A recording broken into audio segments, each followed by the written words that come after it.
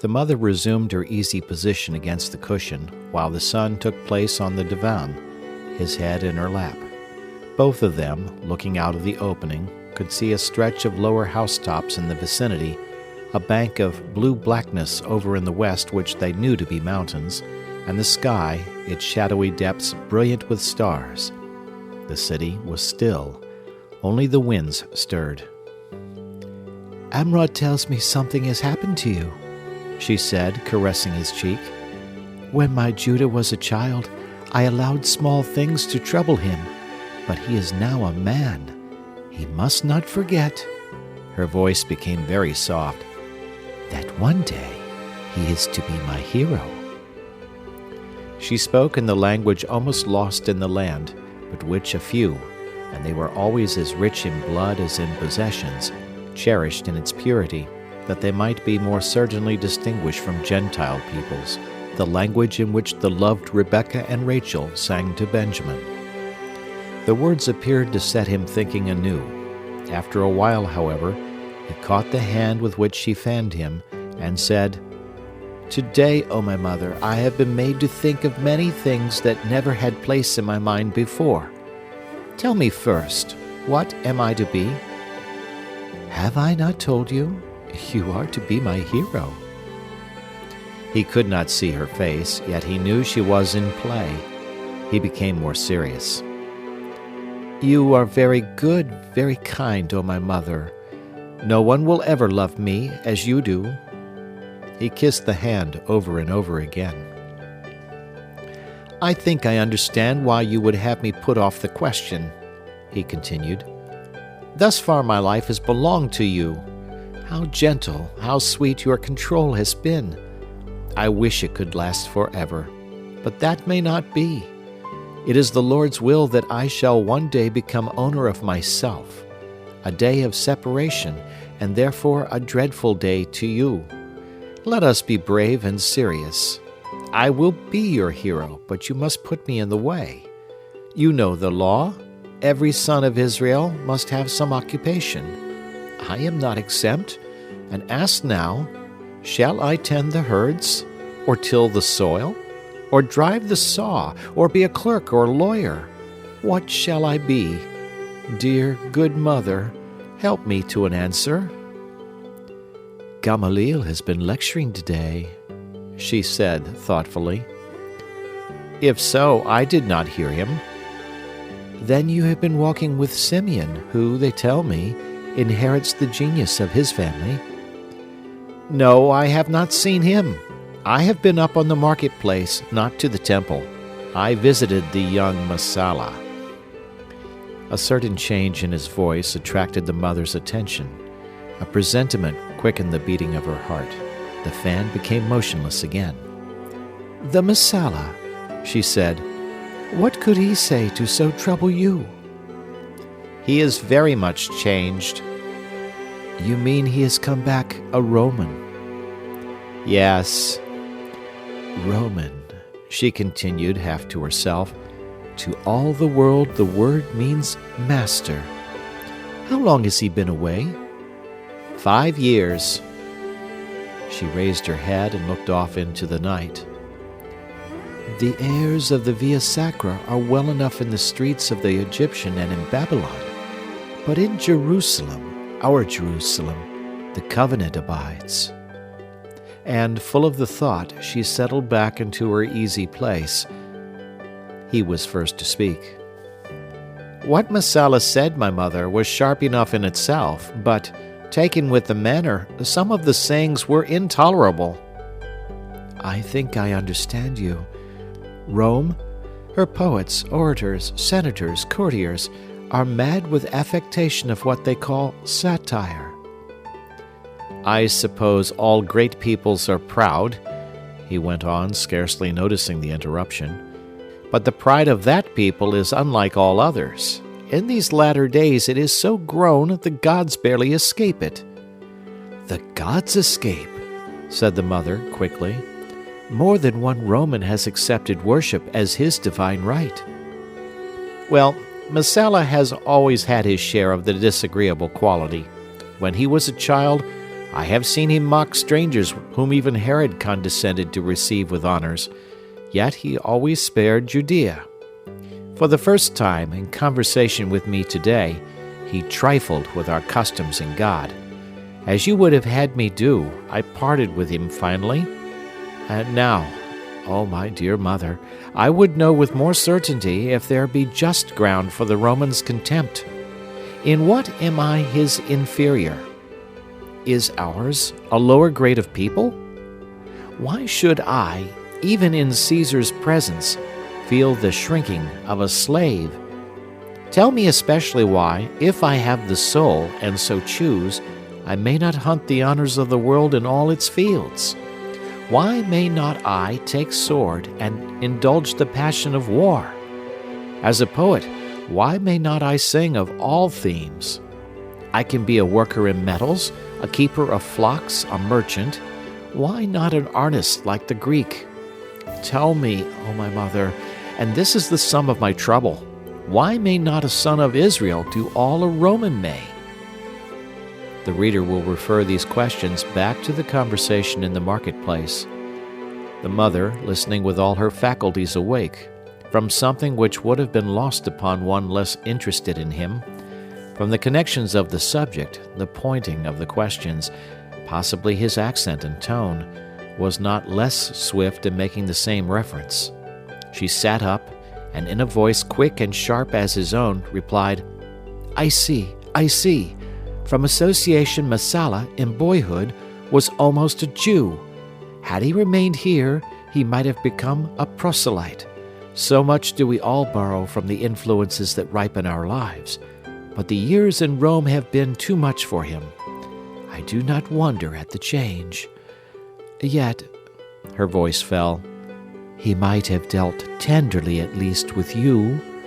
It is a hard, cruel nature which in youth can forget its first loves. Her hand dropped lightly upon his forehead, and the fingers caught in his hair and lingered there lovingly, while her eyes sought the highest stars in view.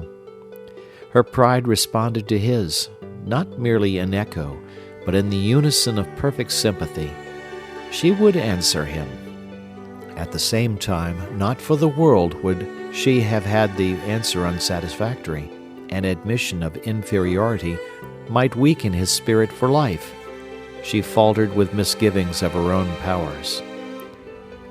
What you propose, O my Judah, is not a subject for treatment by a woman. Let me put its consideration off till tomorrow, and I will have the wise Simeon. Do not send me to the rector, he said abruptly. I will have him come to us. No, I seek more than information. While he might give me that better than you, O my mother, you can do better by giving me what he cannot, the resolution which is the soul of a man's soul. She swept the heavens with a rapid glance, trying to compass all the meaning of his questions. While craving justice for ourselves, it is never wise to be unjust to others. To deny valor in the enemy we have conquered is to underrate our victory. And if the enemy be strong enough to hold us at bay, much more to conquer us. She hesitated. Self-respect bids us seek some other explanation of our misfortunes than accusing him of qualities inferior to our own. Thus, speaking to herself rather than to him, she began, Take heart, O my son. The Messala is nobly descended. His family has been illustrious through many generations. In the days of Republican Rome, how far back I cannot tell, they were famous, some as soldiers, some as civilians. I can recall but one consul of the name. Their rank was senatorial, and their patronage always sought because they were always rich. Yet if today your friend boasted of his ancestry, you might have shamed him by recounting yours. If he referred to the ages through which the line is traceable, or to deeds, rank, or wealth, such allusions, except when great occasion demands them, are tokens of small minds. If he mentioned them in proof of his superiority, then without dread, and standing on each particular, you might have challenged him to a comparison of records. Taking a moment's thought, the mother proceeded. One of the ideas of fast hold now is that time has much to do with the nobility of races and families. A Roman boasting his superiority on that account over a son of Israel will always fail when put to the proof. The founding of Rome was his beginning. The very best of them cannot trace their descent beyond that period. Few of them pretend to do so. And of such as do, I say not one could make good his claim except by resort to tradition. Messala certainly could not. Let us look now to ourselves. Could we better? A little more light would have enabled him to see the pride that diffused itself over her face. Let us imagine the Roman putting us to the challenge. I would answer him, neither doubting nor boastful. Her voice faltered. A tender thought changed the form of the argument. Your father, O my Judah, is at rest with his fathers. Yet I remember, as though it were this evening, the day he and I, with many rejoicing friends, went up into the temple to present you to the Lord. We sacrificed the doves, and to the priest I gave your name, which he wrote in my presence, Judah, son of Ithamar, of the house of Hur. The name was then carried away and written in a book of the division of records devoted to the saintly family. I cannot tell you when the custom of registration in this mode began. We know it prevailed before the flight from Egypt. I have heard Hillel say, Abraham caused the record to be first opened with his own name, and the names of his sons, moved by the promises of the Lord which separated him and them from all other races, and made them the highest and noblest, the very chosen of the earth. The covenant with Jacob was of like effect. In thy seed shall all the nations of the earth be blessed. So said the angel to Abraham in the place Jehovah-Jireh. And the land whereon thou liest, to thee will I give it, and to thy seed. So the Lord himself said to Jacob asleep at Bethel on the way to Haran. Afterwards the wise men looked forward to a just division of the land of promise, and that it might be known in the day of partition who were entitled to portions, the book of generations was begun. But not for that alone. The promise of a blessing to all the earth through the patriarch reached far into the future. One name was mentioned in connection with the blessing. The benefactor might be the humblest of the chosen family, for the Lord our God knows no distinctions of rank or riches. So, to make the performance clear to men of the generation who were to witness it, and that they might give the glory to whom it belonged, the record was required to be kept with absolute certainty. Has it been so kept? The fan played to and fro until, becoming impatient, he repeated the question. Is the record absolutely true? Hillel said it was, and of all who have lived, no one was so well informed upon the subject. Our people have at times been heedless of some parts of the law, but never of this part. The good rector himself has followed the books of generations through 3 periods, from the promises to the opening of the temple, thence to the captivity, thence again to the present. Once only were the records disturbed, and that was at the end of the 2nd period. But when the nation returned from the long exile as a first duty to God, Zerubbabel restored the books, enabling us once more to carry the lines of Jewish descent back unbroken fully 2,000 years. And now... She paused as if to allow the hearer to measure the time comprehended in the statement. And now, she continued, what becomes of the Roman boast of blood enriched by ages? By that test, the sons of Israel watching the herds on old Rephaim yonder are nobler than the noblest of the Mersii. And I, mother, by the books, who am I? What I have said thus far, my son, had reference to your question. I will answer you. If Masala were here, he might say, as others have said, that the exact trace of your lineage stopped when the Assyrian took Jerusalem and razed the temple with all its precious stores. But you might plead the pious action of Zerubbabel and retort that all verity in Roman genealogy ended when the barbarians from the west took Rome and camped 6 months upon her desolated site. Did the government keep family histories? If so, what became of them in those dreadful days? No, no. There is verity in our books of generations, and following them back to the captivity, back to the foundation of the first temple, back to the march from Egypt, we have absolute assurance that you are lineally sprung from her, the associate of Joshua. In the matter of descent sanctified by time, is not the honor perfect? Do you care to pursue further? If so, take the Torah and search the book of Numbers, and of the 72 generations after Adam, you can find the very progenitor of your house. There was silence for a time in the chamber on the roof. I thank you, O my mother, Judah next said, clasping both her hands in his. I thank you with all my heart.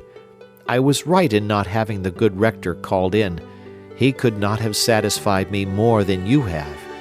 Yet to make a family truly noble, is time alone sufficient? Ah, you forget. You forget. Our claim rests not merely upon time. The Lord's preference is our especial glory. You are speaking of the race, and I, mother, of the family, our family. In the years since Father Abraham, what have they achieved? What have they done? What great things to lift them above the level of their fellows? She hesitated, thinking she might all this time have mistaken his object. The information he sought might have been for more than the satisfaction of wounded vanity. Youth is but the painted shell within which, continually growing, lives that wondrous thing, the spirit of man, biding its moment of apparition, earlier in some than in others. She trembled under a perception that this might be the supreme moment come to him, that as children at birth reach out their untried hands grasping for shadows and crying the while, so his spirit might, in temporary blindness, be struggling to take hold of its impalpable future. They to whom a boy comes asking, "Who am I, and what am I to be?" have need of ever so much care. Each word and answer may prove to the afterlife what each finger touch of the artist is to the clay he is modeling. I have a feeling, O my Judah, she said, patting his cheek with the hand he had been caressing. I have the feeling that all I have said has been in strife with an antagonist more real than imaginary. If Masala is the enemy, do not leave me to fight him in the dark. Tell me all he said. End of chapter.